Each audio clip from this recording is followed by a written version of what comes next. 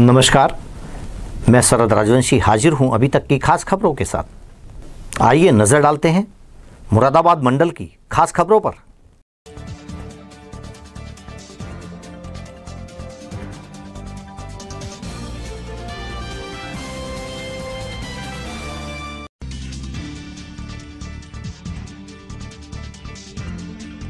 मेघालय में अगवा हुए लखनऊ के इंजीनियर अखिलेश सिंह की पत्नी और बेटे ने मुख्यमंत्री योगी आदित्यनाथ से की मुलाकात। मुख्यमंत्री ने परिवार को हर मदद का दिया भरोसा।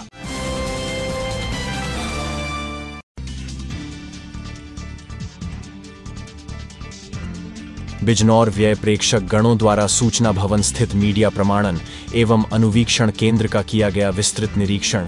सभी व्यवस्थाएं मिली सुचारू।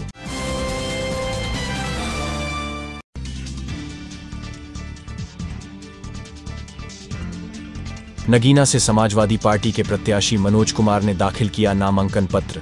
नगीना विधायक मनोज पारस और नजीबाबाद से विधायक तस्लीम अहमद रहे साथ।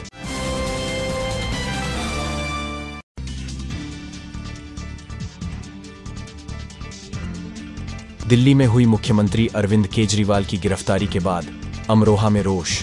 गिरफ्तारी के विरोध में समाजवादी पार्टी से नौगांवा सादात विधानसभा क्षेत्र के विधायक ने राष्ट्रपति के नाम एडीएम को सौंपा ज्ञापन।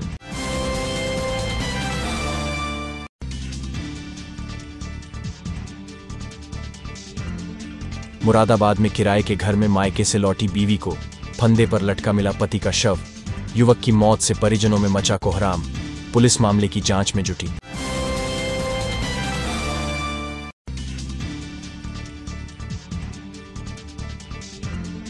मुरादाबाद में एक तेज रफ्तार पिकअप ने 2 साल के मासूम बच्चे को कुचला। हादसे में बच्चे की मौके पर हुई मौत। पुलिस ने शव को पोस्टमार्टम के लिए भेजा और मामले की जांच में जुटी।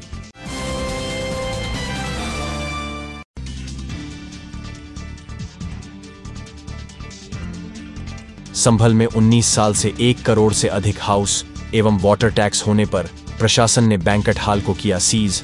नगर पालिका परिषद का वाटर एवं हाउस टैक्स जमा नहीं करना बैंक्वेट हॉल के स्वामी को पड़ा महंगा।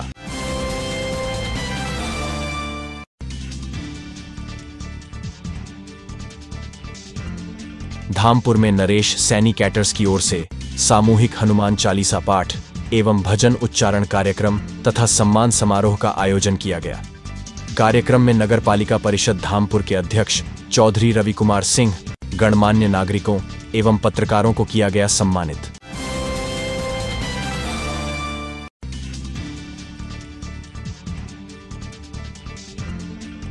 धामपुर में वैशाख नंदन विश्वविद्यालय की ओर से महामूर्ख सम्मेलन का किया गया आयोजन।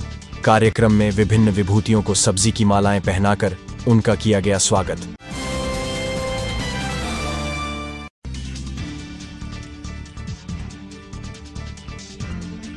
बिजनौर पुलिस अधीक्षक द्वारा रिजर्व पुलिस लाइन बिजनौर के परेड ग्राउंड में परेड की सलामी लेकर किया गया निरीक्षण। अनुशासन व एकरूपता बनाए रखने के लिए करवाई गई टोलीवार ड्रिल।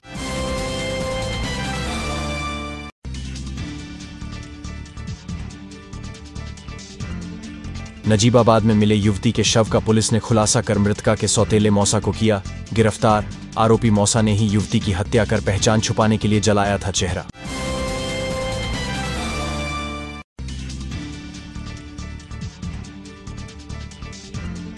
अफजलगढ़ में विश्व वानिकी दिवस पर वन विभाग द्वारा जागरूकता गोष्ठी का किया गया आयोजन। वन संपदा के संरक्षण पर बल दिया गया।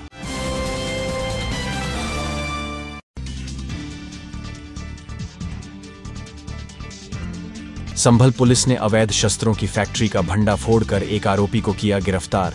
पुलिस ने आरोपी के पास से तमंचे, कारतूस और अधबने अवैध हथियारों को बनाने के उपकरण किए बरामद।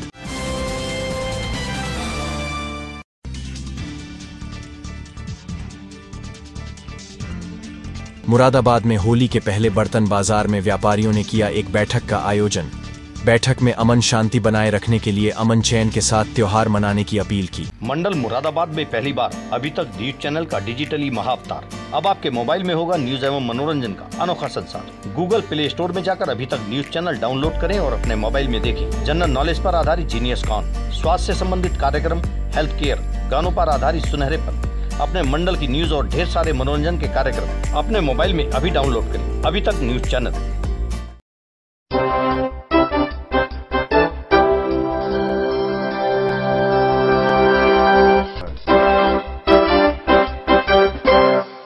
अब खबरें विस्तार से। धामपुर में नरेश सैनी कैटर्स की ओर से सामूहिक हनुमान चालीसा पाठ एवं भजन उच्चारण कार्यक्रम तथा सम्मान समारोह का आयोजन किया गया। कार्यक्रम में नगर पालिका परिषद धामपुर के अध्यक्ष चौधरी रवि कुमार सिंह, गणमान्य नागरिकों एवं पत्रकारों को सम्मानित किया गया। आपको बता दें, कार्यक्रम में विशाल भंडारे का भी आयोजन किया गया, जिसमें भक्तों ने प्रसाद ग्रहण कर धर्म लाभ कमाया। इस दौरान समारोह में फूलों की होली की धूम रही। इस समारोह में लोगों ने जमकर एक दूसरे पर फूल बरसाए। पारंपरिक होली गीतों और भजनों पर खूब नाच गाना भी हुआ। इस दौरान होली के गीतों पर नरेश सैनी कैटर्स जोरदार नृत्य करते नजर आए। धामपुर से साकिब शेख की रिपोर्ट। धामपुर में वैशाख नंदन विश्वविद्यालय की ओर से महामूर्ख सम्मेलन का आयोजन किया गया। कार्यक्रम में विभिन्न विभूतियों को सब्जी की मालाएं पहनाकर उनका स्वागत किया गया। जानकारी के अनुसार धामपुर के मोहल्ला लोहियान धर्मशाला में 29वां महामूर्ख सम्मेलन व काव्य गोष्ठी का आयोजन किया गया। कार्यक्रम में विभिन्न विभूतियों को सब्जी की मालाएं पहनाकर उनका स्वागत किया गया। कार्यक्रम में कवियों ने हास्य व्यंग्य से परिपूर्ण रचनाओं के माध्यम से होली के रंग बिखेरे। सम्मेलन में दिनेश चंद्र अग्रवाल, नवीन, हरिकांत शर्मा, विभूतिकांत शर्मा, एजाज धामपुरी आदि मौजूद रहे। धामपुर से साकिब शेख की रिपोर्ट। वैशाली ने शादी की जिद की तो सौतेले मौसा सचिन ने नाक मुंह दबाकर की हत्या। खाली प्लॉट में फेंकी लाश, पहचान मिटाने के लिए चेहरा भी जलाया। दरअसल बीती 18 मार्च को नजीबाबाद थाना क्षेत्र में मालन नदी के पास एक खाली प्लॉट में एक 22 साल की युवती की लाश पड़ी मिली थी। लोगों की सूचना पर मौके पर पहुंची पुलिस ने पहचान कराई तो पता चला कि वो नजीबाबाद थाना क्षेत्र के रहने वाले गोपाल की 22 वर्षीय बेटी वैशाली है। पुलिस ने परिजनों से पूछताछ की तो पिता गोपाल ने नजीबाबाद में रहने वाले अपने सौतेले साढ़ू सचिन शर्मा पुत्र राम शरण शर्मा पर हत्या का आरोप लगाया था। पुलिस ने अभियुक्त सचिन शर्मा पुत्र राम शरण शर्मा को मृतका का बैग सहित गिरफ्तार कर लिया है। अभियुक्त सचिन शर्मा ने पुलिस को पूछताछ पर बताया कि वह मृतका का सौतेला मौसा है और उसकी मृतका के साथ मित्रता थी, जिस कारण मृतका उसके साथ हरिद्वार में रहने की जिद कर रही थी तथा मना करने पर पुलिस में शिकायत करने की धमकी दे रही थी, जिस कारण दिनांक 14 मार्च 2024 की रात्रि में अभियुक्त सचिन द्वारा मृतका मालन नदी के पास सुनसान रास्ते पर ले गया तथा उसकी हत्या कर दी और शव को बाउंड्री से घिरे प्लाट में छिपा दिया। बिजनौर से नीरज कुमार की रिपोर्ट। ये जो एक शव बरामद हुआ था, बाद में इसकी शिनाख्त कीरतपुर की एक युवती के रूप में हुई थी। इस घटना का पुलिस ने खुलासा किया है। इसमें एक सचिन नाम के व्यक्ति को गिरफ्तार किया गया है जो नजियाबाद का रहने वाला है, शादीशुदा है, हरिद्वार में रहता था। उसी दौरान इस युवती से इसकी जान पहचान हुई, दोनों साथ में रहने लगे। बाद में युवती ने उस पर दबाव बनाया शादी के लिए, तो उसने 14 तारीख को यहाँ जबरदस्ती आ गई, से मिली, जिनकी CCTV फुटेज भी है। इसके बाद ये मिला, उसने उसको समझाने का प्रयास किया, नहीं मानी, तो इसने उसका नाक और मुंह दबाकर उसकी हत्या कर दी और सबको झाड़ियों में छुपा दिया था।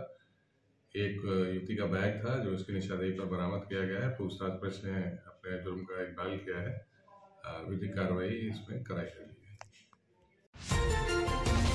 अब वक्त हो चला है एक छोटी सी ब्रेक का, पर जाइएगा नहीं, देखते रहिए अभी तक।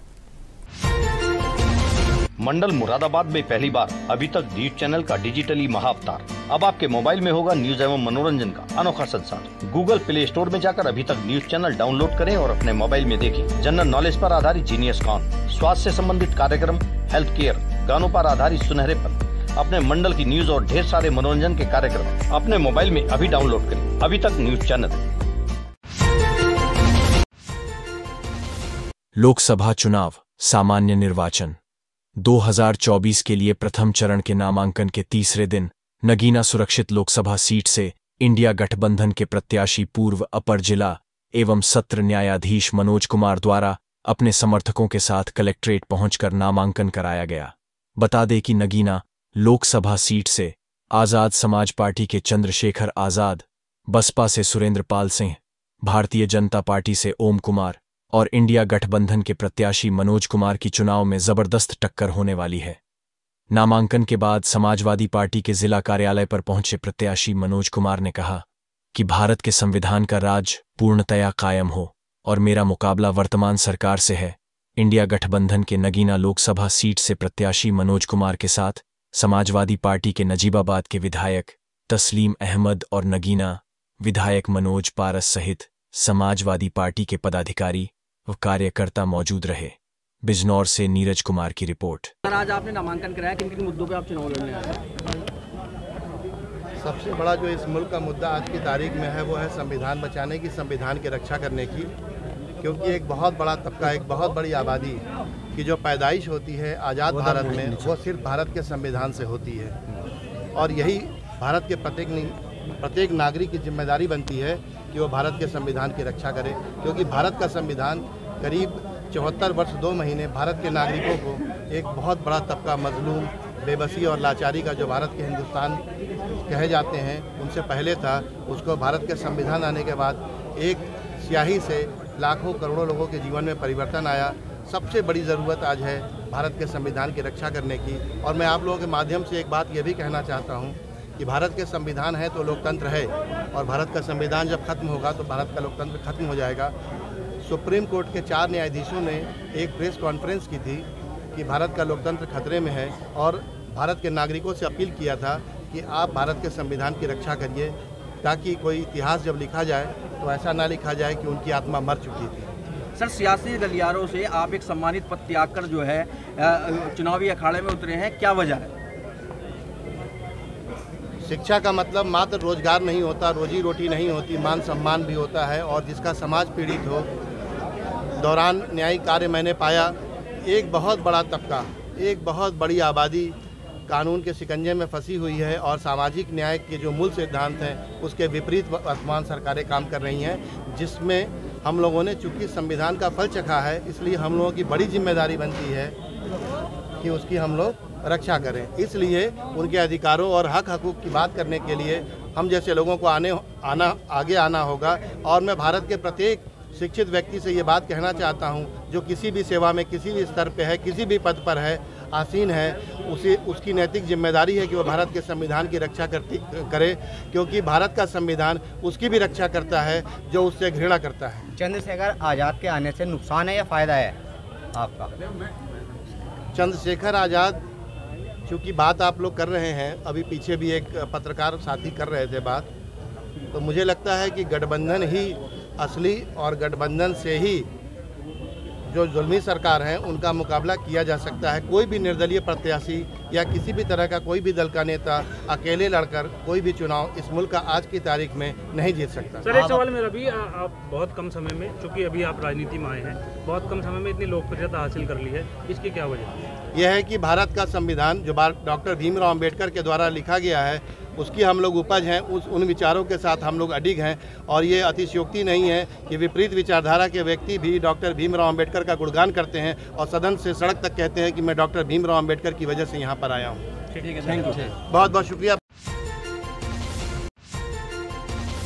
संभल पुलिस ने जंगल में अवैध शस्त्र फैक्ट्री का खुलासा किया है और असलहे तैयार कर रहे गैंगस्टर एक्ट के आरोपी को गिरफ्तार किया है। पुलिस ने आरोपी के पास से भारी मात्रा में अवैध शस्त्रों को बनाने का उपकरण एवं असलहे बरामद किए हैं। गिरफ्तार सलीम ने बताया कि हम लोग आगामी लोकसभा चुनाव व होली के पर्व पर अवैध शस्त्रों की काफी डिमांड रहती है, इसी कारण हम लोग अवैध शस्त्र बनाकर अच्छे दामों में बेचते हैं, जिससे हमें अच्छा मुनाफा हो जाता है। वही फरार अभियुक्त को गिरफ्तार करने के लिए पुलिस लगातार प्रयास कर रही है एवं गिरफ्तार अभियुक्त के खिलाफ वैधानिक कार्रवाई की जा रही है। संभल से अंजुम इशरत की रिपोर्ट। पुलिस द्वारा अपराध एवं अपराधियों के विरुद्ध चलाए जा रहे विशेष अभियान में अवैध रूप से शस्त्र बनाने वाले गैंग के एक सदस्य को गिरफ्तार किया गया है। इसका नाम सलीम उर्फ सलीमा पुत्र छोटे निवासी सिरसी थाना हजरतगढ़ी है। यह अभियुक्त अपने एक अन्य साथी की सहायता से ग्राम मढ़ावाली के बबुल के जंगल में अवैध रूप से शस्त्र बना रहा था। इसके कब्जे से 2 अदद तमंचा 315 बोर, 2 अदद तमंचा 12 बोर एवं 1 अदद तमंचा अर्धबना 315 बोर एवं 12 बोर, साथ ही 5 अदद तमंचे की नाल, 315 बोर एवं 7 अदद नाल 12 बोर के बरामद किए गए हैं। इसी के साथ ही काफी संख्या में शस्त्र बनाने के उपकरण भी बरामद हुए हैं।